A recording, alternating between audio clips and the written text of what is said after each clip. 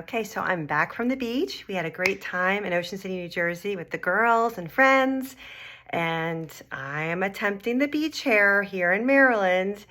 At least we'll see how it goes. I don't have the beach air to help me, but lots of products are in there. I'm going to be showing you today. I got a little sun on my face, not too much, but wanted to show you today what I do when I do get a little bit of color on my skin and maybe my current foundation is not completely working for me. So first thing I always do is my skincare, obviously. So I'm already cleansed and moisturized and my eye cream is on. I'm gonna take the foundation primer. Today I'm just gonna put my primer all over my face, and that's gonna help the makeup stay on. It's gonna smooth out my pores. It has a little SPF 15 in it, which I like. And it just makes everything brighter, smoother, and more of a picture perfect palette.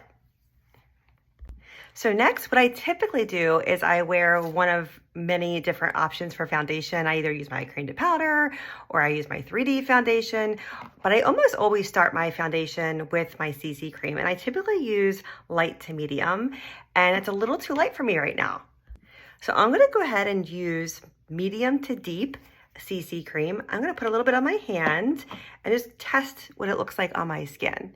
Now, the thing about CC cream, it's forgiving. So I probably could get away with this to help me look a little bit darker in general, just, bring out more of the tan. It's not so dark on my skin that it will make me look mismatched, but I'm gonna go ahead and just mix a little bit of the light to medium CC cream that I typically wear into the medium to deep on my hand, and then apply them all over. It'll just give me more of a perfect blend versus it being a little bit darker than I want.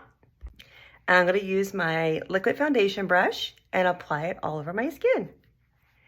I love using the brush. It helps it blend and it helps the makeup look smoother, and you really use less product that way too. So if you're somebody who likes natural looking makeup and you're always nervous about looking made up, so to speak, this is a great technique for you to implement because the brush will help you look softer and less on your skin.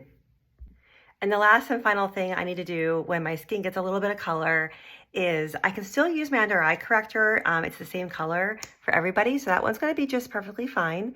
I always put a little bit just like that.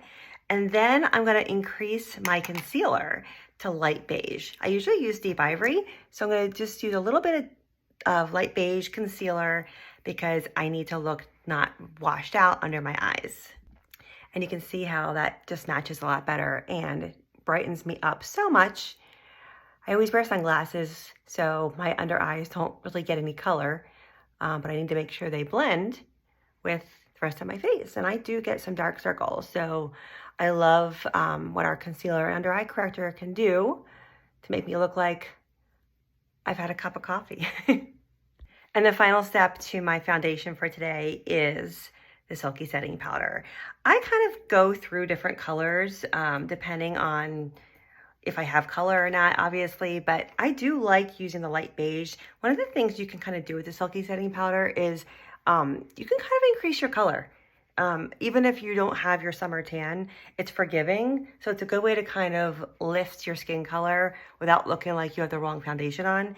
And especially if you get tan here and the rest of your skin face maybe is not as tan. What I love about the Silky Setting Powder is it makes your skin look like you have a filter on it. So it's like literally walking around with a filter on your face in the sense of smoothing everything out and making things not shiny.